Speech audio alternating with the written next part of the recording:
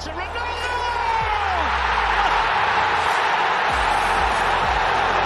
Cristiano Ronaldo in the Champions League!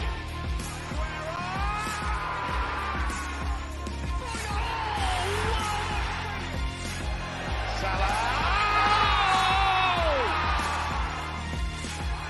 You'll never see anything like this ever again! So watch it, drink it in! Good evening to you all, and welcome back to Sideline Talk podcast. What a summer it has been! A lot to get into. All the transfers that have been going on across the last few months, all the transfers that have been happening in the last few days. Today, even what a whirlwind! Yeah, and too much to keep up with.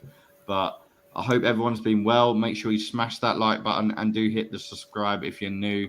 We're going to be discussing all the goings on in Saudi.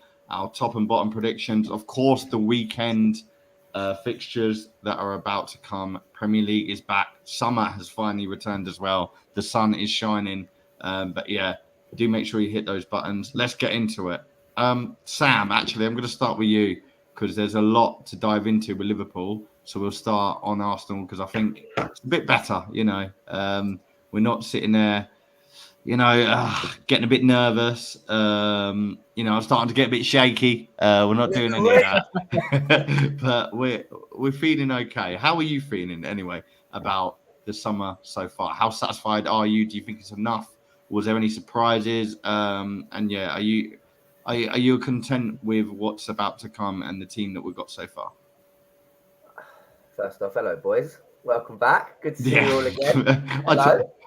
I didn't really want to do all that because we talk offline anyway. But yeah. No, but to answer the question, yeah, I'm more than content. I mean, up until about a week ago with the Jesus injury, I would have liked to seen us go actually in and get a striker now because let's be honest, what's going on with Balogun? None of us seem to know. I would like to have seen him have a chance, but it seems like he's burnt his bridges there. So I think we need a striker. We're looking a bit light, aren't we, up top? Yeah. I mean, I know there's options with the Trossard, false line, and all that lot, but I mean, happy with obviously the big deck. Come on, the boy. Is the big deck. Sort of You're going to get Dale going early doors. It's only 2 minutes in. I think we're going to have a long old debate of course the season whether he's worth it or not with Dale. Dale, obviously, you know what he's going to say, but yeah, I mean, other than that, Timber looks like a good signing. Yeah, very happy for now. I mean, it's a long season. I'm sure we'll be crying at the end of it, but let's bring it on. Oh, boy, none of that. Yeah, I'll go to the other two first, and then I'll give my sort of 4 pence, 2 pence, whatever it be at the end, because I like to get an outside opinion. But Lee, what do you think on Arsenal's transfer business so far? And do you feel like we can keep on the same boat as what we was on last season? Obviously, massive pressure, almost winning the league. There's a debate there that we bottled it, but it's a new season. We're not going to go into that. But we matched City, a very good City with the likes of Haaland. We've just seen now that the robot, it doesn't take him long. But yeah, what did you make of Arsenal's business? Yeah, I think they've done very well. They've spent a lot of money. They've brought in good players. I think there's no excuse now why they should be challenging for every trophy. There was a lot of talk last year that they were this young and up-and-coming team. Everyone sort of bought into the process. They were very close last year, and now they've gone out and spent big on players, proven players at that as well. There's no reason why they shouldn't be challenging for more than just the Premier League, to be honest. Interesting. Dale, do you agree with that? Do you think that we've brought the players in now where we can keep at that level, challenging with City for the title race once again? We're going to have obviously yourselves back in there, which we're going to discuss in a little while, but Liverpool, Chelsea, Man United, they're all going to be up there again next season, although they weren't the season just gone. But do you think that the signs we've made are enough for us to keep at that pace? I think they're enough to keep you challenging, but I don't think they're enough to make you win it, personally. I'd say you lot all know my views on Declan Rice. He's a good player, but I don't really see him being the difference. I like Timber, but again, he's unproven. We don't know how he's going to fit in. He looked good the other day. But again, you needed a decent defender. So obviously he looks He looks like he's going to be a good player for you guys. I think the Jesus thing's a big loss because even when he comes back, there's no real guarantee that he's going to hit the ground running like he obviously did when he first came in last season. It's already been a bit of a stop-start since he come back from injury. As good as Trossard has been as a signing, I don't really see him as being a game changer that's going to score the goals to get you where you need to be. But you'll be challenging again. At this moment in time, I definitely still put you second favourites. But I just still don't really see it as being that much different to last season. You've lost Xhaka, replaced him with Rice. Personally, don't really think there's a lot in that in terms of. I don't really think that's a huge jump from the two. I will tell. Oh, Jesus. I'd love to have. Do you know what I'd love to have on here, Lee and Miller? I want to remind you of a pod we did. Yeah, I've just seen. Is it Haaland again? Yeah, the robot again. I've got him as captain as my FPL. Yeah. But your bet would have been on as well, man. Called it. yeah, his hat trick's on 100%. Hat trick is definitely De going. Bruyne, the 12. All it takes is a penalty now. Oh, did you see that skill from Foden? Yeah, I'm a couple of minutes behind, so I'm just about to see it. Lee's watching on bloody. He's still on his goal. Them lot that got locked up. It's on Sky Go on Xbox, so it's a great finish, to be fair to him. It's an unbelievable finish again. But yeah, I mean, we're looking now at what Arsenal got to compete it's with. It's an unbelievable finish. Next season, that is just a joke. It's an unbelievable finish. And Dale, you were just saying off air about how Haaland, that's a typical Haaland goal. Look, he's that's him in the box, mate. That's nice. In the box on his left foot. It's a goal. Simple as that, isn't it? That's a beautiful goal. But yeah, going back to Arsenal, I mean, that's what we've got to compete with. And yeah, look, City may have lost their players like Mahrez. I think Mahrez is a bigger loss than what people are actually beginning to even consider. He's going to be a massive loss for them. He scored goals. He can do bits off the bench, and even when he starts. And then Gundogan, same again. Kovacic, we'll see how that plays out. But for Arsenal... The thing is, though, then, I see Kovacic the same as Gundogan. It's the same that I see Rice the same as Xhaka. I don't really think there's anything in it. I know Gundogan's... I think the Rice-Xhaka conversation, I think that's a bit harsh on... Mate, I love fans Xhaka. Yesterday were telling us, last season, were telling us Xhaka was the best midfielder in the league. You just sold him and bought Rice. Oh, come on. I wouldn't have... I think Xhaka stepped up. Calling him, mate, Xhaka and Rice, there's nothing in it. They're both literally level with each other. Jesus. Right, let me get my Arsenal bit and move on because... let me get my Arsenal two. Honestly, just tell me quickly, do you honestly think that signing Declan Rice wins you the title? No, but I also don't believe that Xhaka and Rice, there's a big, like... you think you've majorly upgraded? You think you've majorly upgraded? I think it's a major upgrade, yeah. Yeah. Well, you're 3-1 here, Dale. Coming from the team who called Xhaka the best midfielder in the league last season. What AFTV? You need to stop listening to them. Yeah, to be fair, then you said he was one of the best midfielders in the league. That maybe on form, yes. On form, let's maybe move at on. the time. But we've waited we've waited like 5 seasons for that Xhaka. Yeah, I think Rice is a big upgrade personally. Yeah, Rice is a massive upgrade, but in terms of the overall summer, yeah, it's been good. The Rice deal wasn't even one that I was really that excited about because it had kind of been coming. Rumours had been there since June or even before that. Yeah, he's filled in the role of Xhaka nicely. Havertz, I don't even know what I'm going to make of that at the moment. After Sunday, I don't know what I can make of that. Bloody hell. That was... Look, I think the deaf and blind could have been sat in the concourse and probably told you that he should have at least put 2 away. It was... That's Chelsea. It wasn't a good start, but... Chelsea fans will tell you about that, about Havertz. Yeah, this is the thing. I know a lot of Chelsea fans. I work with a few, and unfortunately, I've got a few friends that are Chelsea fans, and I'm hoping they won't, but they will be there when the time comes if they need to be and tell me, like, look, 65 mil, we've done well. We're going to touch on Saudi in a bit, but yeah, they've got rid of their deadwood, and I hope he isn't one of them. It's a lot of money. It's a big gamble on Havertz, and it's one I wasn't really expecting because in all the positions we had, I don't feel like attacking midfield was, or even a striker at that point, was a big priority. I think maybe a defensive midfielder or an 8, as in Rice coming in, and even defence should have been put on top of that. But yeah, look, Arteta, you can't not back him after last season, really. And if anyone's going to make a midfielder a good midfielder, he's got the tools to do it. We've got a lot to change, and a lot of our team are going to need to settle in within that. We've got Trossard potentially coming in a starting role on the left. Havertz and Rice coming in. Our team's completely changing. Jesus is going to be out for a few weeks. No one knows what's going to happen tomorrow.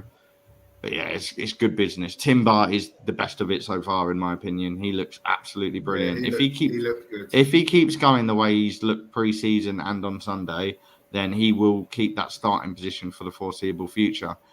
We already had Tierney and Zinchenko there, so I don't know what's going to come. I'd like to see some outgoings now. I think we've done enough in terms of incomings. We've kept Partey, which was massive. We need to start getting rid of some players because we've got a lot there. And I'm not going to listen to this guy. Actually, look. You said you've got a lot there, though, but you last season, you were all saying that the depth was the issue. Yeah. Well, yeah, we've got the depth now. Now we've got more depth than most teams in the league at the moment. You've got a lot more games now. You've got a lot more games this season. You're going to be playing every 2 or 3 days. Yeah, I think for me, as long as fitness goes in our way, I think we'll be fine. I think we've massively improved, and we've got what we needed, and we can do well this season as long as, and this is a big if fitness goes in our favour, we can keep on the same pedestal, and that is even whilst competing in the Champions League. I genuinely believe that. I think we've got the team to do it now. Right now. Do you genuinely think we've got enough up top right now? Up top, well, it depends on what's going on in training. I'd like to know whether they're considering Trossard in that role. I'd hope they are. I'd put him there above Havertz tomorrow, personally. I think Trossard's in great form. I don't understand why you mess with that. Don't fix what isn't broken. He's scoring goals for fun at the moment. So I would be starting Trossard and considering him playing there for the foreseeable. We've got enough depth on the left. We've got Smith Rowe. We got Martinelli. We got even bloody Vieira, for God's sake. I'm not saying he's the best, but we got depth on the left and in the attacking midfield. Play Trossard up top. Why not? Just use him. Eddie and Balogun, one of them would go. We all know that. But we need to shred some wood quickly. Obviously, David Raya looks like he's coming in the next 2 days. Big shock again. But I'm pleased for it. I'm really pleased for that. I think the way I see it, Ramsdale had his best days at Arsenal when Leno was competing with him. And I think it's the competition he needs again to sort of get back to that level. I think Matt Turner's obviously wanted more football. I think there's something behind it. Matt Turner's obviously realised I'm not getting first team football here. I'm good enough to get first team football. It's probably greased the wheels for them to think, right, you go off, you go sign for Forest where you'll probably start every week. And then they've brought in Raya, and his stats compete with Ramsdale easily. So that says it all. But yeah, we're making the right moves. I feel like we're going to do one more signing, and it'll be a 6 or someone that can slot on the right wing or slot in the middle. I think it'll be an attacking player on the right wing or a striker or a number 6, definitely. Someone else is coming. I don't think it's the end. So at the moment, I would say no to your question, Sam. But I feel like we ain't got to worry about it because there's someone else coming. I hope you're right. Yeah, I think the fact that Ray is coming in on a loan speaks a lot of volumes, to be fair. Good volumes, obviously, but we'll see. Let's get into Liverpool. It's nice to actually laugh. I'm sitting here and I'm giggling because it's nice to actually not be in this position. Like, this is sort of usually which Arsenal are in. You nearly were with Rice at one point. Yeah, we nearly were with Rice with City, and obviously we had the fiasco with Midrick last year. That obviously paid off in our favour. But Lee, let's start with you, as you've touched on it. What's your thoughts so far on obviously massive signings to McAllister and Zoboslai? I hope I've said that name right. Zaboslai, yeah. Zaboslai, or whatever. Silent O is that, but. Yeah, great signings there. You know, you've done what you needed to in midfield, and we're going to touch on Saudi in a bit and the players you've let go. But what's your thoughts on what you've done so far?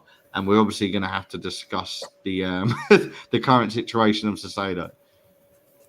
Yeah, I feel like it's kind of with everything that's gone on today. It's kind of it's a premature discussion because we don't know what's going to happen with the likes of Caicedo or Caicedo, however you say it, and Lavia. We need one of them. If we don't get one of them, I feel like if we end up losing out on both, it's a massive failure in the transfer market this summer. To get rid of like 8 players and just sign 2 is shambolic. I feel like McAllister for 35 mil was an absolute coup. It's fantastic signing of the season at the moment. Obviously, form delivers, but Szoboszlai kind of came out of the blue a little bit. That was done very quickly, and I don't think it's his signing a lot of us were expecting as Liverpool fans. But it's one we're all excited for because he looks a hell of a player. He's got a hell of an engine on him, which is obviously what Klopp looks for in his midfielders. So I think he absolutely rinsed everyone, and like the little test they do, the sickness test or whatever they do at the start of pre-season, he absolutely blitzed everyone. So he's a hell of a machine. He's taken over Trent's set pieces as well, which could be interesting. So he could be more of a threat from set pieces this year, which I'm looking forward to. But yeah, we still need, with the loss of Fabinho and Henderson, I think we still massively need that number 6. We can't expect Curtis Jones off the back of a good summer to come in and play there because he's not a number 6, really. And Bajcetic he's only 18, 19. He's not ready to play first team every week yet. I think he will be in a couple of years. He looks like a hell of a talent, but we need someone else in there. And this madness has gone on today.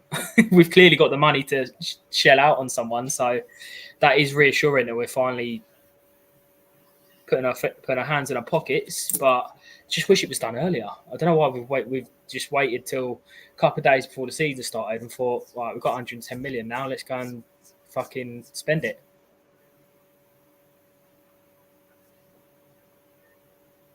Just me and my own. Cheers. But yeah, what happened there? I was mid flow. Yeah, but yeah, I think. And we need a centre half as well. We need. For me, I'm gonna put a 2 pence in because mine's quite nice and short on Liverpool. I think you've done well with McAllister and Szoboszlai, or I'm just gonna call him Szoboszlai, and we'll see what happens later on in the season. Just call him a slob. But yeah, I think you've done well so far with what you got, but you need at least another 2 in. I think midfielder and a centre back. Yeah. Yeah. There's a lot of talk about that in Accio from Sporting. He's got a release clause of like 45. He's just a FIFA gem for me. I don't know much about him other than the fact that he's a FIFA absolute machine. Yeah, he's a bit of a gem on FM as well. He's a bit of a wonder kid. So everyone just knows him for Football Manager. Yeah. So I don't know. There's we definitely need someone because Gomez and Matip ain't up to it. They're fucking Matip's like legs have gone. He can't keep up with play. Gomez just his concentration levels are probably worse than mine.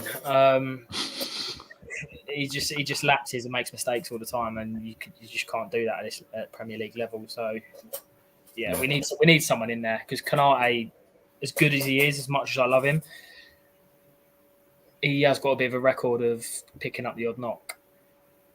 So we need someone in there. So yeah, we need that defensive mid that's going to keep us up with everyone else. If we can't have another season like last year.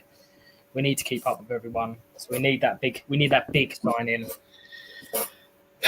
If it happens. You think you close the gap though more this year than last? I still think I think it's too early to say. It depends on these signings. Of course. It's a big weight, isn't it? Well, if you're playing a midfield three of fucking Curtis Jones, McAllister, and Szoboszlai compared to Caicedo, Szoboszlai, and Curtis Jones, not Curtis Jones. McAllister. I was going to say you dropping McAllister. There is a massive difference there. I think there's levels like. I agree. I think it's a game changer. Mr. Aldridge, obviously, I want to hear your thoughts on. I mean, today is enough to talk about alone, but I don't want to get too into that because it's not over until the fat lady sings. Although one thing I do know is if this is going to keep happening every year, you boys are going to need to jump on the thumbnails because it's getting jarring. But yeah, talk to me. What's your thoughts on the summer window? How have you liked the players that you brought in so far? And yeah, how important is this deal? Do you think it is make or break, as Lee suggests, or do you think potentially there's a role there for someone, a young gem, to make things happen? You know, I mean, you've got McAllister and Zobbs there. You've got Thiago still, from what I know. I don't think he's going anywhere. Yeah, but that's it. There's no one else. Yeah, but for me, I'm still in the camp of I don't actually think it's been a great transfer window for us. I think the two we brought in, I'm happy with. Like, don't get me wrong. I think they're both going to be better than what we had. My biggest issue is, like Lee said, not only the fact that we've left it so late and now all of a sudden we're trying to spend some money, but we had this problem last summer. So where's the planning been from last summer to now? They should have had the players that they wanted lined up ready for this summer, but it seems like the lack of planning in terms of who they actually want to go and get. We've had so many names that we've been linked to. First, it was Bellingham and the whole saga with that didn't go through. Last summer it was. I remember that last season. Last summer it was Chouameni, and we didn't get him either. And it's like, well, it's now got to 2 days before the first game. Well, say our first game of the season, and we're still piss-arsing about over 4 million to buy Lavia, or we put a bid in for Caicedo, and it seems like his heart's been set on Chelsea the whole time. So I just think that it's very messy, and it still goes back to last summer for me. I just think that I don't really know what we're playing at, to be honest with you. Like Lee said, we're short. I think we're short 3 players to even consider. That's not to say guarantee we're going to be challenging. I just think 3 players minimum just to be for me to sort of say, yeah, I think we're going to challenge. Like I say, I don't rate Matip. I've never really rated him. Gomez, again, like Lee said, he makes too many mistakes. We definitely need a centre half. We wasted all that time and effort on Colwill, a guy who's played half a season in the Premier League at Brighton, and then we still don't have any. I know that we don't know it, and they're probably working on stuff behind the scenes, but it just feels too late for me. All of the talk before the end of the season, last season, when Liverpool were going to do all their business early, they were going to get the players that they needed in for pre-season, and it just hasn't worked out like that. And I know they didn't foresee the Henderson and the Fabinho thing happening, but that we should have been planning regardless whether they were there or not. So I just think it's. I mean, Liverpool get praised for their transfer, the way they work in the transfer market. I think we're an absolute shambles in the market, to be honest with you. Today's just summed it up even more. You bid 110 million for a player who don't want to join you. What the fuck's that about? To be like fair, surely as a other club, teams have done it. Other teams have done it. What I'm saying is, surely you have these conversations. You have every football club who signs a player has the conversation with the player first before they go to the club. Everyone does. They go to the agents. They say, "Would you be willing if we went in?" Blah blah blah. So either Caicedo's bullshitted and said, "Yeah, I'd be open to a deal," or he was never interested in the first place. Yeah. So I mean, I generally still think it happens. By the way, I think this is Kane paper talk. I think this is Kane all over. It wouldn't surprise me if he's on his way to Liverpool now. I do think there's some of that. The fact that Chelsea have agreed a deal with Lavia now, and the fact that they've had all day and they still haven't upped their bid to match. Going for bloody Tyler up. They was going for Tyler Adams, weren't they? I do think there is a bit of stalling to see whether Liverpool will drop out. I think that was what they were hoping for, that Liverpool would lowball. That's all they were doing. Every team does it. But I'd like to sit here and say I'm really, really happy with the window, but I'm not. I'm really not. I'm so still underwhelmed. Even the players we're linked to, like this Inacio. You've got Vardiol, who's gone to Man City, who's made it known on a number of occasions that he's a Liverpool fan and wants to play for Liverpool, who's gone there for 77 million. Why are we not in that? Why are we not in that conversation? We need a left-sided centre back. There's one in the best, one probably the most sought-after left-footed centre back in the world. He's gone for 77 million, which in this market is pretty decent money. And we weren't young even in the as well. conversation. Like, you think you paid that for Van Dijk on his way out, so we weren't even in the conversation, mate. And that's what frustrates me, is that we're a big club, but we don't act like it in the market. Yeah, I think the only thing I would say on Liverpool as well is the fact that you had an off season. Like, let's be honest, no one would have bet on you to be outside of the top 4 this last season. Even I keep saying this season, no one would have put money on the top 4 in general anyway alone. But the fact that you were there competing with City for several number of years, and then you've now had a season where you're playing Europa League, you'd think this would be where all guns come blazing and you go for it. And at the moment, I agree. I think you've kind of maybe just you've not hit the mark. I don't think. I think McAllister's great business, but I think if you look at it and you take him out of the equation, you haven't really done much. Szoboszlai is an unknown. Yeah, he looks good. He looks good, but he just but don't so know. does a lot of people in them Yeah. sort of leagues. Like you could say the same about Fabio Vieira I in think- this instance. Yeah, I agree. Szoboszlai, you just don't know. He could be an absolute flop. He could be an Could absolute work out. gem. Could you flop don't. completely. It's an unknown just because we haven't seen him in the Premier League. McAllister, I think, is probably as close as a shoe-in as you can get in terms of we've all seen him over the last couple of years. We know what I he's think about. the way we've been playing in pre-season stuff as well, it's 100% going to be a season where we are going all guns blazing. It's literally every game is just going to be we're going to see if we can score more goals than you. We can't defend. Fuck Play it. Trent up top. It's like that back a couple of years when we like Trent and Nunes up top. Jota and Salah on the wing. I think the one good thing. I think It'll what be I would some very say. high-scoring games. What I would say is, in terms of our front line, I think we've got the best front line in the league in terms of the options we've got with Jota, Nunes. Yeah, I don't think that's a debate. I'd be very shocked. That side of things, I'm really shocked happy. if someone come on here and told me that there's a better front three or even front four than Liverpool at the moment. I don't think anyone. That's the one thing I am really happy about is that Diaz is back fit and he just looks back to the old Diaz that we've seen. Week was ridiculous. That is the most outrageous pre-season goal I've ever seen. I think Gakpo's now starting to become a really handy player in his versatility. The fact that he can drop deep into midfield, not just he can play off the left, he can play up front.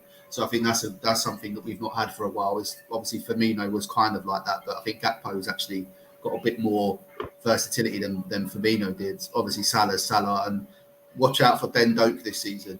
There's a frightening. A young lad who's been playing a lot of pre-season games. He's only 17, but honestly, he has been unbelievable, and he'll probably get a lot of minutes in the Europa League this season. Yeah, he'll be coming on as a sub for Salah quite a lot, I'd imagine. Yeah, he's one to watch for everybody because I think in maybe 2 or 3 years' time, you could see that this kid's going to be special. He's absolutely rapid. You haven't mentioned Jota much as well. No, I think again, Jota, he's been banging in the goals in pre-season. Yeah. So I think up front, it's not a problem. I think we've got enough there up front. I think the midfield is getting there. It's getting there slowly, the midfield. I think like 1, possibly 2 for the midfield. And definitely we need a centre-back, like 100%. We need a Yuri and Timber, basically. Again, that was another one, 38 million. Why are we not in that conversation? Say that louder for me. It's true. Why it's are we going down. But why are we not in that conversation? That's what winds me up. Come on, Dale.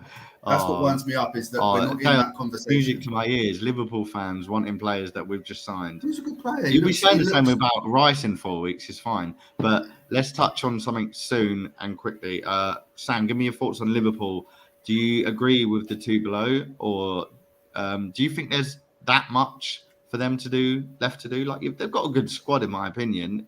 I feel like they fell short last season massively. And yeah, they've lost players, but I don't think Henderson's a massive loss other than in the dressing room. I think their attack, great. And they're just, going to be reliant on players keeping fit. It's probably the main issue. But we've dealt with that for years, haven't we? We've lacked depth.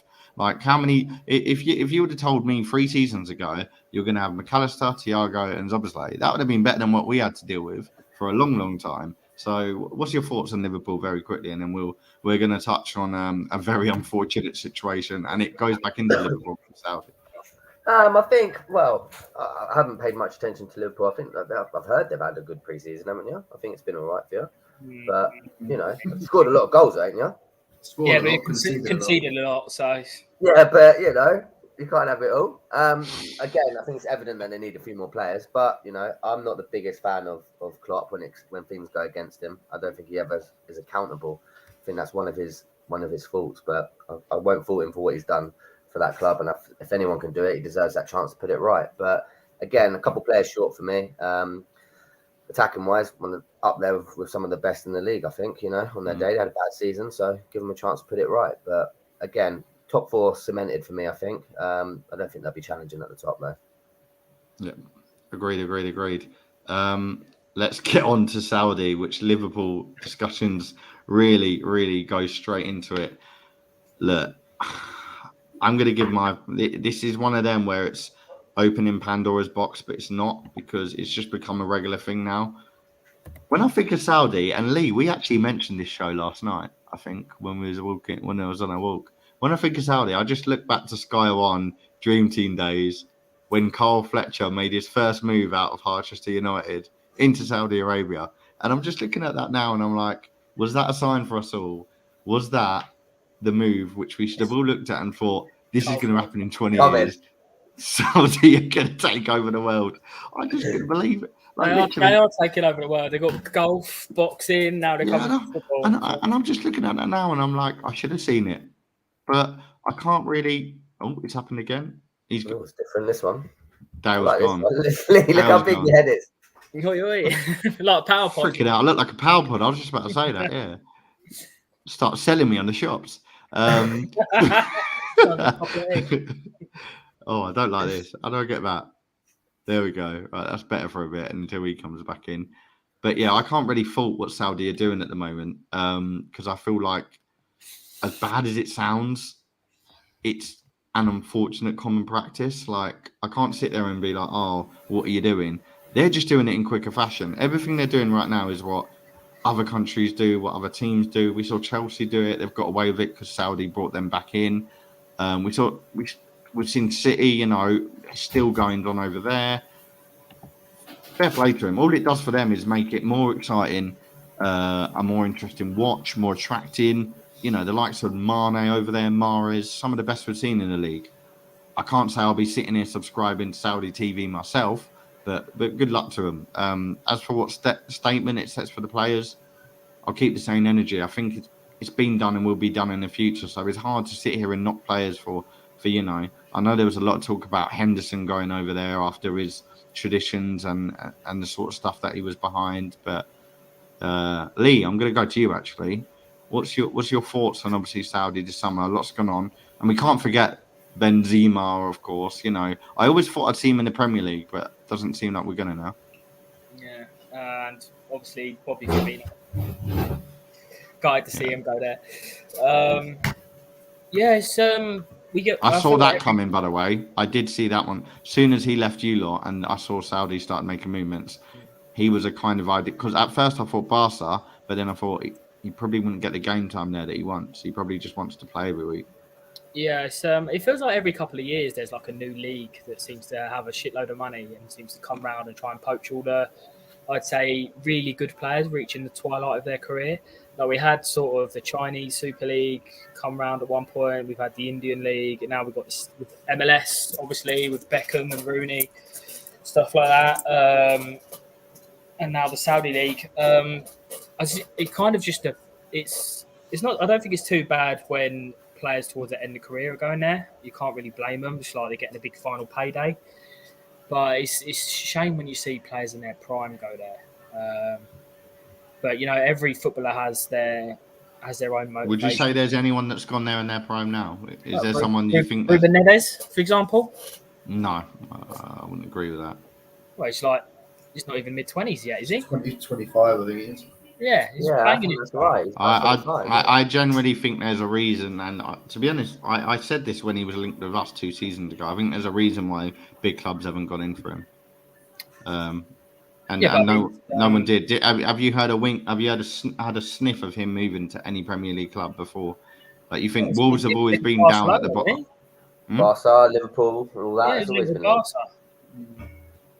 No, I don't think he's all. I don't think he's all that. Top European club would easily come for it. Definitely. I think if they get Bernardo Silva, I think that would be the one. That's the one. I think if they can get him, that's a game changer. Yeah. He's like 28. He's 28 and he looks about 50 with that bald head, doesn't he? Yeah.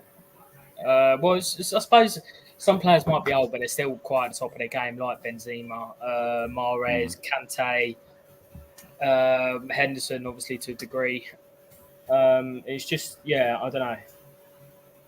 Yeah, it'd be interesting to see what kind of match it is. As I was saying, like footballers have different motivations.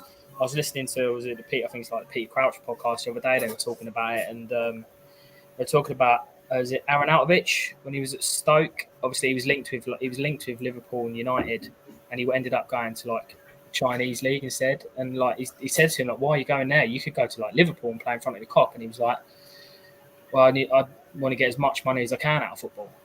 So, every player has different motivation. It's just, I don't know, the old school part of football. Me is just a bit like you want players to stay in the league you're watching for as long as they can, I guess. Yeah. And obviously, there's the whole, I don't know, ethical side of it as well. The ethical side, I'd say. Saudi I was Arabia, just thinking that. Be careful with what you say. Saudi Arabia are quite frowned upon, let's say. Like, that's why obviously Henderson's got a lot of stick there. He's obviously done so much for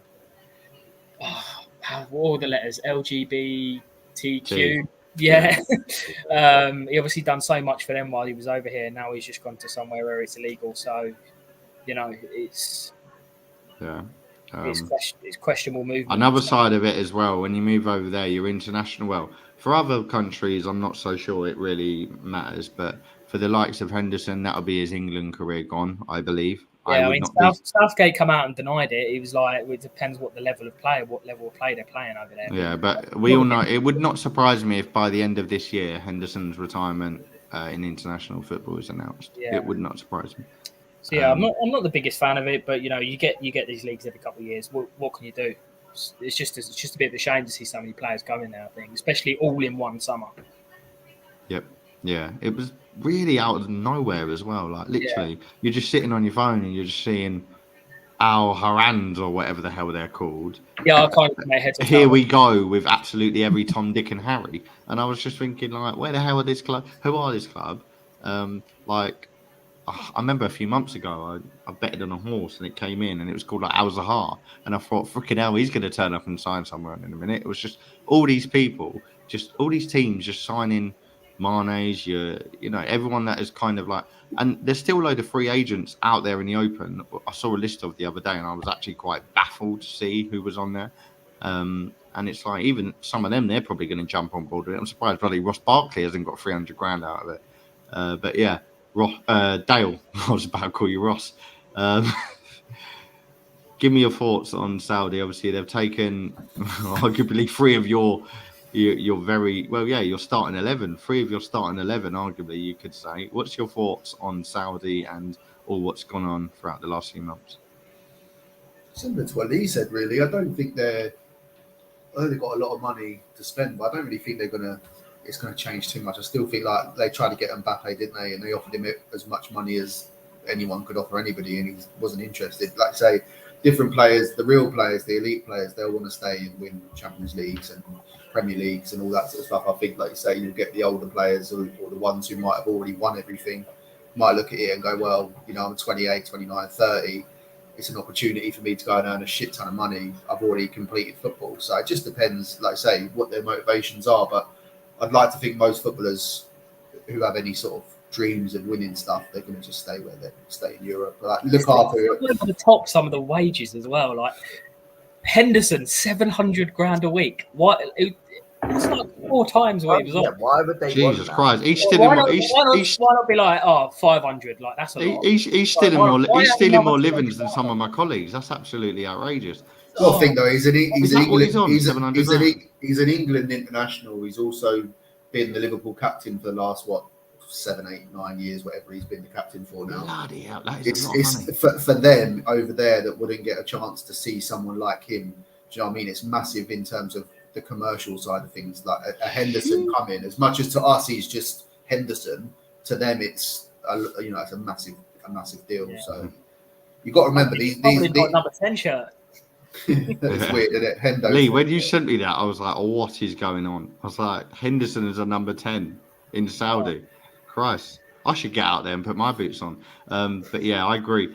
I think as well with what you said, in terms of wanting to win something, this is where it goes back to Neves. I'm quite surprised that he jumped ship to there because he's never really, he could jump into...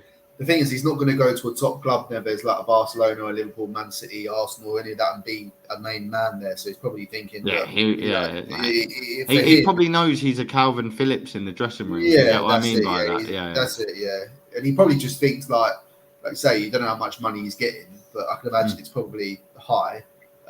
So for him, Money he's probably, talks. even if he went out there for 3 years, you know what I mean, set himself up, come back when he's like 27, 28, and then carry on playing, you know what I mean? So some of it might just be a short-term thing where they're going to do 2 seasons and then they'll come back to Europe just to earn a few bob. But Yeah, I'm not that worried about him.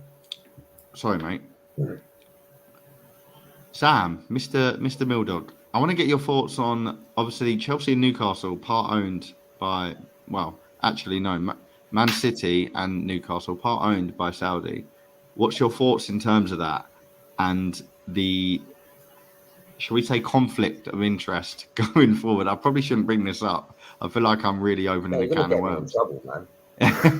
No, well, I wanted to switch it up a little bit, but yeah, What I want to know your thoughts. Just be as vague as you can. That's a very broad question. What do you mean? What's my thoughts? So, for example, Chelsea are obviously they've got backing at some point, and Newcastle, but theirs is all American. Newcastle are backed by Saudi, who were in talks of having players loaned out to Saudi clubs, stuff like that, pretty much. So, conflict of interest. So, if I don't know. Al Zahib or whatever they're called went and loaned a player next season or signed a player next season from Newcastle. Oh, St. Maximin. There you go. I was just trying to think of one. Well, yeah, I suppose Newcastle have been very, very vocal on their struggles to meet FFP this summer, haven't they? They'd be like, we haven't been able to get everyone we want because, you know, this is why we've had to sell ASM. Yeah, but they've been clever about it. But there is... Obviously, a lot of clubs are going to start getting more and more ownership from Saudi. You know, I was talking about Carl Fletcher. That was only 20 years ago. This is the start of what means to go on, boy. Like this. But what's the difference between that and RB Leipzig and Salzburg and all that doing what they do? They basically Salzburg feed to RB Leipzig. They literally have their team. They go there, play a few years professional football, then they give them to Leipzig for a small fee. They're all owned by the same people. So it's not really any difference. I agree. I guess the difference is Saudi is like the money is a joke. Like but it's also the unknown, though, isn't it? It's still a very, very unknown league, so the ties aren't clear. Whereas that will come out again. Yeah, the rules here are pretty specific, and you know you can't really dance around them. What's to say, that their league don't go, all right, bang, that's it now. And from next season, you've got to meet these guys. Yeah, I don't know. It's a tough one for me. Because there has to be a limit. There always is. Luckily, we haven't got worried about it. I mean, we're owned by bloody Americans. We're just the same as Chelsea. But I'm just quite intrigued to see what happens with Newcastle. And obviously, at the moment, they're not that kind of club at the moment. They're still growing. But there could be a time which comes it'd be interesting, like you say, to see, you know, what the front runners with they're going to need to put a little small print in there, if you ask me. They're going to need to make something clear and concise as to how you go about it. Like, oh, if you own this, you can't sign him, or because otherwise they'll find a way around it. Yeah, it's going to get a bit messy. It's a deal thing, isn't it? That we've all spoken about before. The thing is, like Chelsea, there's been a big thing with Chelsea that Todd Bowley's got links to that part of the world as well, and that he's sold all of Chelsea's deadwood to majority of them have gone out there, haven't they? So again, from a business point of view, if you've got a team who are going to pay well over the odds for someone who's either on the decline or somebody you don't want or deem, you know, surplus to requirements, you're going to sell him for. And if they're willing to pay stupid amounts of money, you ain't going to say no to it, are you? 100%. Carl says here, cheers for tuning in, mate. Hope you have a good weekend. As a Chelsea fan, I don't even want to get both. Well, you know what? I'd rather I didn't read your comment, to be fair, and stop Arsenal winning the league. Right. Cheers for tuning in. See you again. I'll be that for 1 second. No chance. But yeah, we are going to touch on actually, and we've got to talk about this because it's happened today. Fresh news, obviously. Finally, the deal is over the line. Harry Kane has been spotted and leaked in Germany. We've got to talk about this because we were talking about this just before the end of the season, I think, when Big Ange was brought in. You know, the angry Australian, as Lee mentioned, and now Harry Kane. What I would say, I was told wrong today. He is not the best striker from Spurs. Apparently, it was Shreves, but I would say in my generation, Harry Kane is clear best striker. Not just in Spurs, best English striker in the world at this moment in time, definitely. But I'm going to go to you, Dale, first. What's your thoughts on this? How do you feel about the business? Obviously, it's been a weird one. We are literally, and we're just about to speak on the weekend games in a couple of minutes, but we are a day away from Premier League football returning for most teams. It's on right now as we speak. Tottenham play Sunday afternoon, Brentford away, which it's it's not set in stone that you're going to win those fixtures. We've had it first game of the season and lost. But yeah, how do you feel about this signing for Bayern and the effect on Tottenham? I think it's a great signing for Bayern, but I think the most worrying thing if I was a Spurs fan would be the fact that Postecoglou said that he in his press conference today that he had a conversation with Harry Kane on one of the first days that he came in, and Harry Kane made it clear that he wanted to leave if a bid was accepted. And he said, we've been working towards Kane not being with us for the start of the season. So I get that obviously from a funds point of view, you have to wait until the deal goes through to get the replacement. But from listening to a lot of Spurs fans online, they don't seem to have, they've all been working on the assumption that he wants to stay. And there was all this rumours about, he didn't want to go, but if he started the first game of the season and blah, blah, blah. But it turns out that he's actually been planning on leaving since basically the last kick of the ball last season. So very strange from Spurs not to obviously be thinking or us hearing any sort of leaks or rumours about, a striker coming in the door. I think they haven't done great business. I don't think. I think they've done okay business. But yeah, I think Ange he's obviously, he's got to deal with it now, hasn't he? He's got to find a replacement. I don't really think you can find a replacement for Harry Kane, to be honest with you. But he's going to have to find someone from somewhere that's going to replace. You're not going to replace 30 goals a season. That's near on impossible. But even if you can find someone who can get you 20 a season, that's going to be what I think they're going to be looking for. But I think most Spurs fans knew that this day was coming, whether it was, he's flirted with City in the past, he's flirted with United in the past. So I think that, given the season they had last season, he was always bound to leave at some point. I think probably the biggest surprise to everyone is the fact that he's going to Germany. But Bayern Munich are a massive European club, mate. And, they're almost guaranteed silverware, which is the one thing that he claims that he wants. So, it's a good move for him, I think. Going over there might suit him better in terms of the pace of the league, might be a little bit slower, might actually help him in terms of his longevity of his career. He's going to play every week. He's going to earn decent money. He's going to be in the Champions League every season. He's going to win a trophy every season because, Bayern have won it like 12 years in a row or something stupid. So, good move for Kane. I think Spurs they've got a lot to do this season. A lot to do. I think Villa have gone ahead of them. I think Brighton are probably going to be ahead of them. There's teams now that I would put above Spurs. So I think that they've got a big rebuild job, and it might take a couple of years, but it all depends what they do with the money, don't it? Do they give it to Ange and say, go and reinvest 100 million somewhere, or does Levy put him on a shoestring again and say, use the Muppet up front is Richarlison? We'll have to wait and see. Yeah, that's a word for him, Muppet. Sam, give me your take on.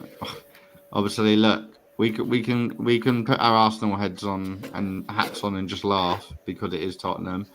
But realistically, what have you thought of the way that this is being conducted by Daniel Levy, and how much pressure is there on now trying to, rebuild the squad? Because it's not just replacing Kane. There is a few elephants in that dressing room. I'm going to start with one, Eric Dyer. I call him out every season. Games haven't even kicked off. But you know what? I'm going to call him out again. He's probably going to make a mistake Sunday anyway, so I'll do it. Hell with it. There's a lot to do. In their back line specifically, they've signed some players that I've never heard of, so I genuinely can't even give you a comment on. But what's your thoughts on the way that it's been handled? It's nice for it not to be, us that's acting like a circus of a club for once. But again, I think it's going back to, you can just show obviously how bitter Kane's been since that, that gentleman's agreement with Levy, was it a couple of years ago before when he signed that new deal. I think, if anyone's got anything in the bank, it's Harry Kane. I think he deserves that move on a professional level. He's never come out he's never said anything bad about Spurs. You can tell, how much he loves that club. But, again, if he's got bigger aspirations, then why not get that move that he wants? I thought he pushed for more of a Premier League club, I'm surprised United didn't come in. If they didn't get that Rasmus Holland or Hyland or however you say it, sorry. Yeah. I think they would have gone for him, wouldn't they? Because I can't. This is how mad the market is. He was 20 million shy of Kane. That's what I'm mad, saying. Isn't it? And I don't even know who the geezer is. like life, you know, it's all about circumstances. Obviously, if they weren't aware, if they were aware, you're telling me no one would have gone in for him on that level. Even Chelsea, you know, you break that bank. But I know. I mean, yeah, fair play to him. I mean, I can't say he'll be missed. At least we know that there'll be no more penalties from him in the London derby, which is nice. Oh, can't wait for a London derby. I'm going to be sitting there licking my lips. I ain't got to worry about. Yeah. Oh, and just got to worry takes me about back to those crappy days. Now. The little Charleston pigeon with that, all that stuff he does and all that. Fucking hell. Right. But then again, he don't score, so there won't be much of that this season, will there either? So. He can't beat the line. Normally he gets disallowed when he scores anyway. Yeah. So he's like Stevie Wonder in front of that back four. He honestly, just can't, I think he can't see the line, he's taken his top off more times than he scored goals, isn't he? He's been booked more. He's got more bookings than goals scored, yeah. He's got more bookings for offside goals than goals scored. And a big claim, and I'm not just being, you know, a biased Arsenal fan here, but they struggle top 8 in my opinion. If Kane goes. I don't think that's a big claim. I don't think that's going to be an unpopular opinion. I generally don't. If you asked me and we're going to go into it at the end, hopefully very quickly. But if you asked me my top 8, I don't even know if I'd put Tottenham there. And if you asked a lot of people now that Kane stepped foot in Germany, guarantee now he's not in a lot of people's. I wonder as well, just from his point of view, whether he looked at like the appointment of Postecoglou, Lloris is obviously like pretty much out the door, and the squad in itself, and probably thought, you know, he can't afford to waste 2 or 3 years for them to rebuild. How many rebuilds they're going to have as well? No, I know, but I think from his point of view, he probably in deep down in his heart wanted to stay. But you're looking at it on paper and going, well, this season, even with him, you'd say you'd still struggle for top 6. And then, like, he's probably thinking we're miles away from ever being where he needs to be right now. Like, he's 29, well, he's just turned 30. So really and truthfully, like, he needs to be playing like at the top level now. Like, he can't be, you know, there's a European Championships in it that's coming up in the summer. Like, we need, you know, he needs to be playing. So. And he needs to be playing at the top level. So I just don't think there's a world in which he could have stayed. I just, you know what? There's a lot I could say on this, but I'm going to try and take my Arsenal hat off and just talk about it real. I think this is one of the worst handled transfer deals I've seen in my time. We all knew. We were talking about this months ago, like when the season ended, about Kane's future. And they knew the contract was coming to an end next season. It was make or break. They didn't deliver anything on the table, for what we know of anyway. They didn't put a contract on the table. So at that point, you sell as soon as possible. You make it clear and concise. Right, we're going to sell you for 100 million. You put the word out there, you know, you get in the grapevine. We're going to sell him 100 mil. That's it. We're going to reject anything below that. Let them know your expectations of a bid, and you'll accept that. Gone. Get rid of him sharpish. Then you got time to bring a player in. I said earlier, Harry Kane is the best English striker in the world. Bar Haaland, we've probably not seen a striker like him in a fair few seasons in the Premier League, consistent-wise at least. Dale mentioned there, he gets 30 goals a season. Like, even on an off day, he gets 30 goals to assist on a seat. Like when Spurs are having a shocking one, it's just madness. I don't understand what the thought process was around it. He's almost impossible to replace. So to give themselves such little time to do so, as well as rebuild their absolutely abysmal squad with the funds that they're going to get for him, is mind-boggling. You know, 100 million. I don't know what they're going to do with that. It's not easily done, is it? Like, let's be real. Well, listen, adequate players, or even several adequate players, the gamble doesn't always play off. They need to be sensible, and they haven't been. I just feel sorry for Maddison, because he's gone from getting relegated to an even bigger bloody mess. So, thing as well is I don't know when you're looking at the market as well. Obviously, like, you're buying central defensive midfielders for 100 million. Like, they're only getting, I think they're getting less than 100 million pounds. I think it's like 110 million euros or something. So really and truthfully, unless they find, like, do a Brighton and find like 4 or 5 gems from somewhere, they're going to struggle to really get more than maybe 1, possibly 2, you know, top end players for that money. So I don't really think, really and truthfully, I don't really think it's a great deal for Spurs. They've lost their best player, their biggest goal scorer, and they're not going to sign. I actually disagree with you all. I think it's a great deal for Spurs. Really? Why? Yeah, because he could have stayed there and gone for free in a year. Well, yeah, but that's But they've stupidity got- from them for they've letting got- it get to that it's- point. That is stupid. They could have sold him for 200 mil last year, easy. Yeah, it's bad in the sense that they've lost 30 goals a season. They've lost one of their own. Do you know what 100 mil their can own- get you these days, Lee? Alex Scott has just gone for 20 million to Bournemouth Yeah, from but, Bristol I mean, City, they and I probably genuinely have no idea who the fella is. They probably have, yeah, but that's because you need to expand your football knowledge. He's a quality talent, Alex Scott. He's a great signing for Bournemouth. Yeah, Here we go, Mr. Bloody Fabrizio. They're in the middle of managers just come in. And to be fair, actually, every interview I watch with him, I'm actually really impressed by the things he says. They're changing away the style of football they play as it is, so they can get a completely different type of forward if they're even going to get a forward. You know, they might play Richarlison or Son up there and maybe get a wide attacker. Yeah, it's interesting to see who they get in, but they've still got time. Do you think they do that this window? They've still got time to do it. Yeah, they've still got a couple of weeks. I'd like someone to name me on this pod right now who even comes close. Not even close. Even Watkins. Oh my You God. ain't getting him out of Villa. I don't think you'd get him out of For Villa. one, now. Villa wouldn't sign him. Emery's No, on they an would absolute sell him. mission. And 80 two, million, you get Watkins for that. Maybe Lukaku. yeah, that there is word of that, isn't there? I think that is probably I one that don't know. Aubameyang's there. I don't know who they're going to get in. No, I don't think anyone. Vlahovic, maybe. Even Great one. Ange said in his press conference earlier, he's like, it's not like I'm going to go to Levy with a shopping list that my wife's given me with bread and stuff. I need to start listening to this guy's interviews. He sounds hilarious. No, Yeah. to be fair, his interviews are funny, mate. He's like no hold barred. He just says it as it is. Yeah, so that's why I called him the angry Australian, because he just don't give a shit. He just says it how it is. But yeah, it's not like there's no like-for-like replacement for Harry Kane in world football. There's just he's an elite talent, and there's just no one out there like him really. So they're going to have to sort of reinvent the wheel a little bit. And I suppose to get that money in as your new managers just come in, it's the perfect time to do it. I mean, it could have been earlier in the window, but if Bayern didn't stump up the cash earlier, it's what can Spurs do? They've just got to sit there on it and wait for the bid to come in. There's not really much more they can do until Bayern have paid that money. So I don't know. It'd be interesting to see what they get in, but I mean, they're playing some decent football in pre-season.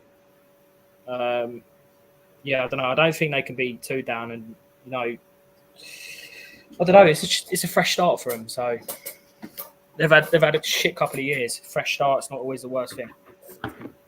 Yeah. Well, It's a good.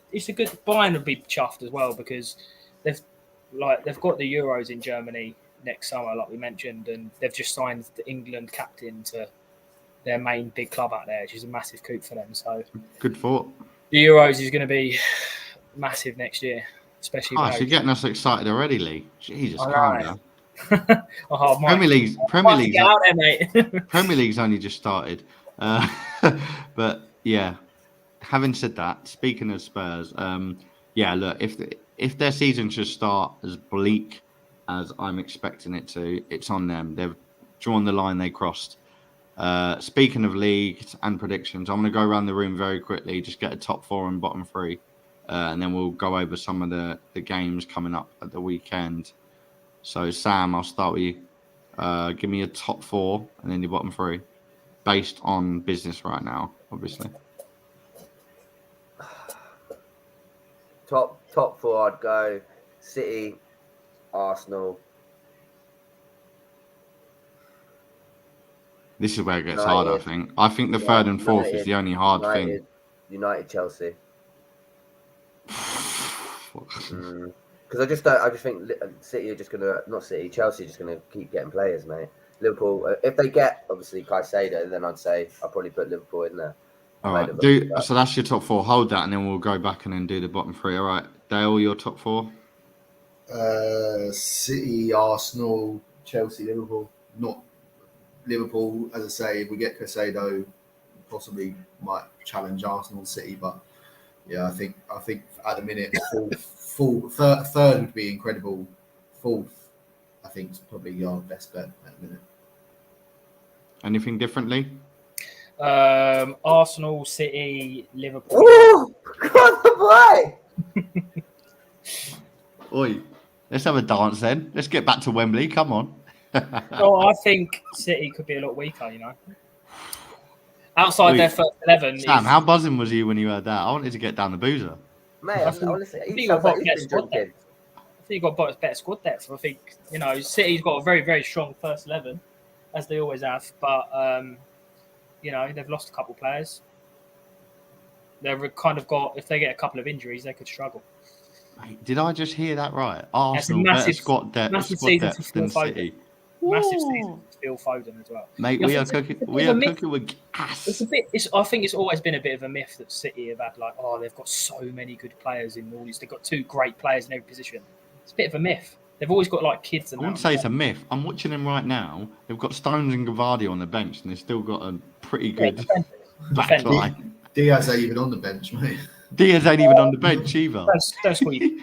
Yeah. Mate, I don't know about their squad depth being a myth, but yeah, if you're going to say we've got as good, even better. Thing is as well, you were close last year. You got time as well. You were close last year, and I think you've got stronger than. Yeah, I know what Lee's saying. I agree with Lee. I think when you've just won the treble, sometimes dips a bit. Yeah, there could be a dip, players hungry. Like when you lot won the double, you won the double and finished 7th. To be fair, Rodri was talking today saying that he can't have another season where he plays 60 games a season. He's his body was what kind of mentality is that? But I agree with Lee. I do agree with Lee to a certain degree that I think Arsenal potentially, obviously, the youthness of your squad and stuff, who are another year older in terms of development and experience, you'll probably get better, and City will probably decline a touch. But you've also got another 2 weeks of the window, and City could go and drop 2 or 3 players in that time. Yeah. So you just. I think we'll get as well that Guardiola hasn't even played for them yet. I think Arsenal will be the closest to City as it stands today. Arsenal will be the closest to City. Yeah. But I think they should be. I think there's no reason why they shouldn't be. I still think that Arsenal will just come up short. Mine all depends on what. I'm going for United and Liverpool for the Liverpool United for 3rd and 4th. Liverpool 3rd, United 4th. Okay. Yeah, you're the only one that's got United so far. I still feel like Chelsea. Oh no, Sam did, didn't he? Still feel like Chelsea are missing a striker, and they're banking on their youngsters to fulfil Jackson. And Kunku's a massive loss as well, man. And Kunku, they've lost for a couple of months. Hasn't Fofana done his ACL again as well? But they've signed another centre half. They've signed a centre half to replace him, and they've got Thiago Silva, who's about 90.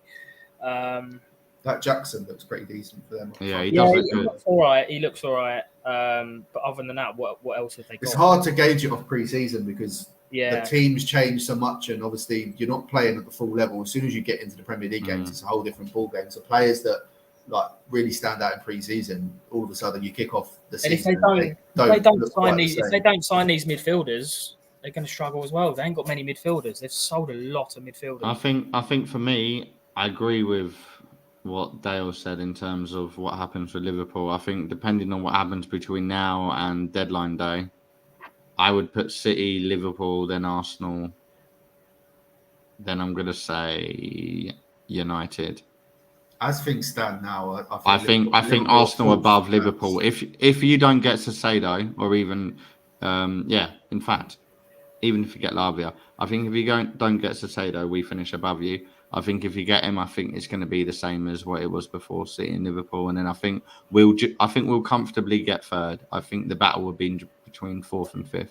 I think we'll be 3rd by a mile, but I think City and Liverpool go for it with Caicedo. I think Champions League is going to be quite a big difference for us, and we've got to wait for Jesus to get back yet as well. He's not even fit at the moment, so it's hard to really put us in a title race. I think Europa could affect us quite a bit, though. Thursday night saying different game though. Like Champions League is just like the teams we're going to be up against every week. Yeah, Liverpool will put out such a second string team in that for the group stage. Yeah, we're not going to be putting out second string. We're going to have Nelson. We're going to have Nelson potentially playing Premier League games. That's the difference. We ain't got that many players to put a second string.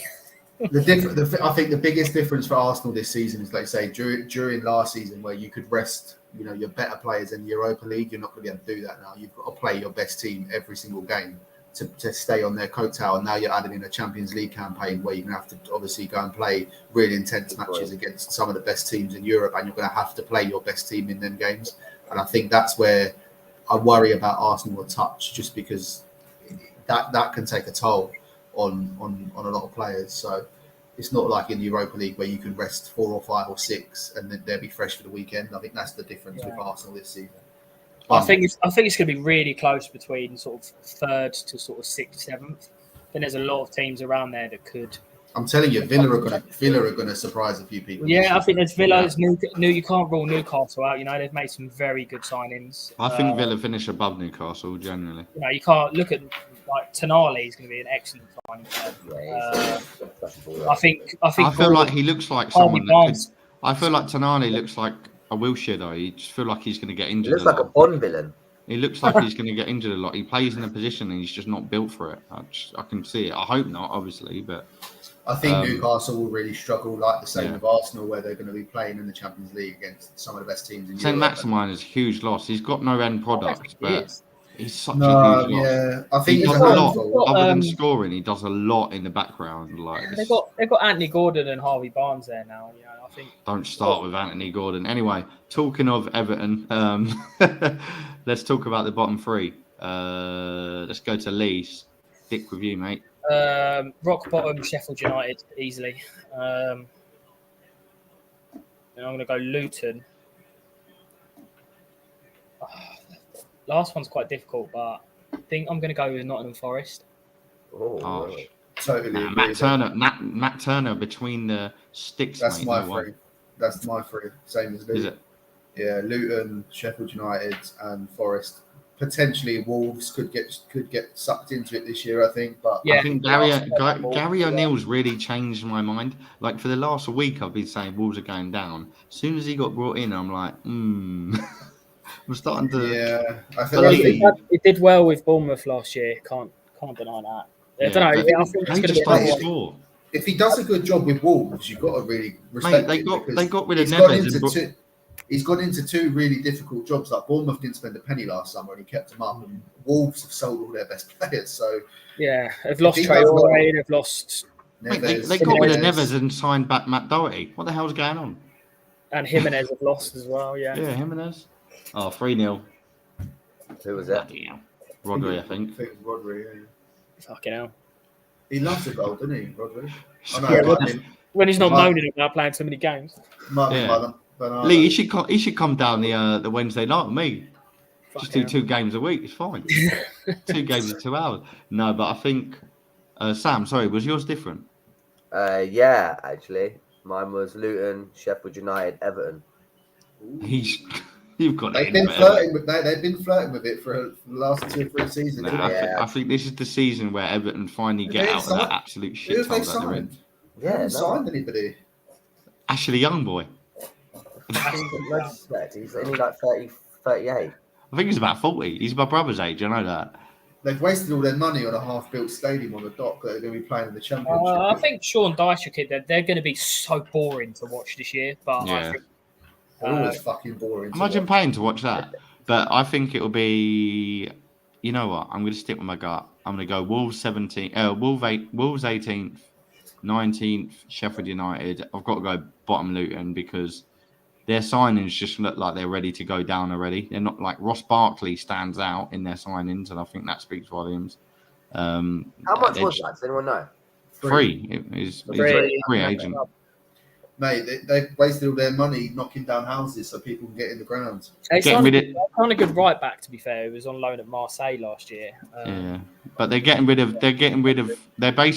got any money to sign players because they're trying to rebuild their stadium in time for the Premier League. They've had to postpone like 1 or 2 games already. They've had to basically beg and ask for their home games to be delayed. But they're trying to get rid of the old. They won't. The Premier League won't let that continue. No. The old lady's backyard is causing them an issue. Probably they should just chuck her a couple of million and be like, "Look." I think they agreed. They agreed to let them play the first game away from home, but I think it's got to be ready for the second week of the season.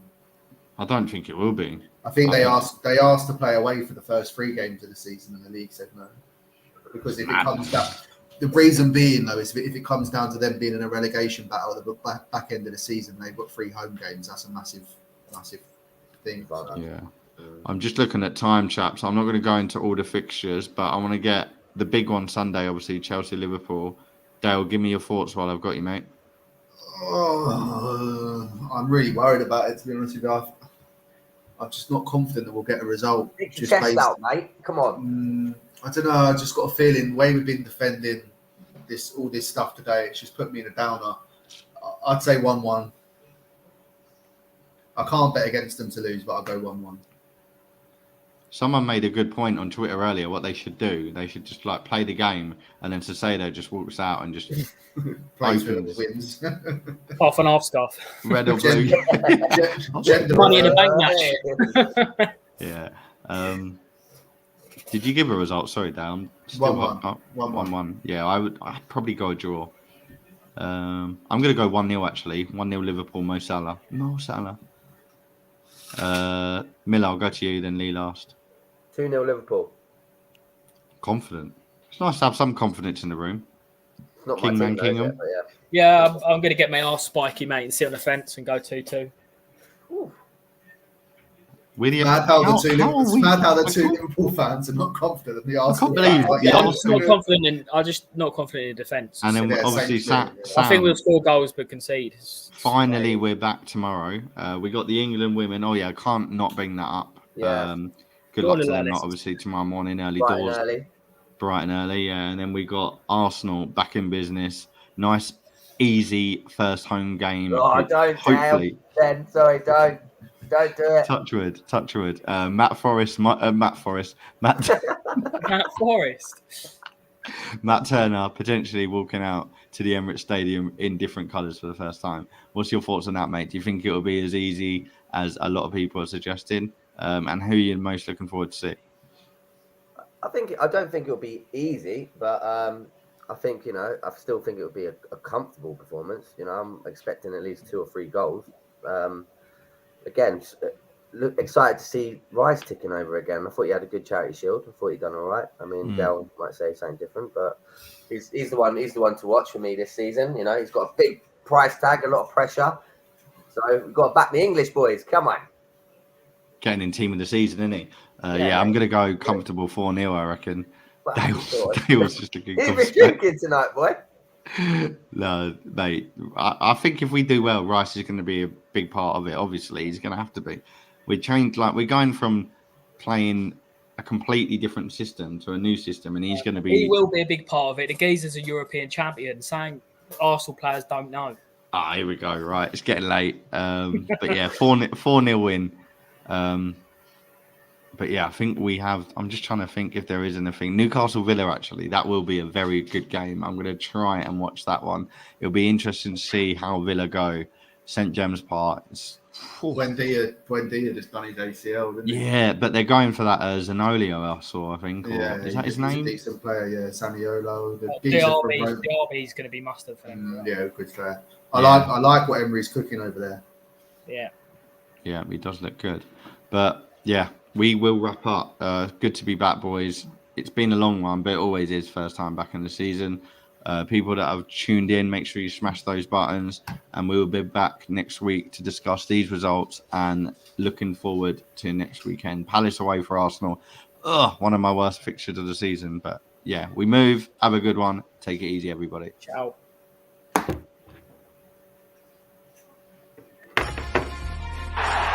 Do not scratch your eyes. You are really seeing the most extraordinary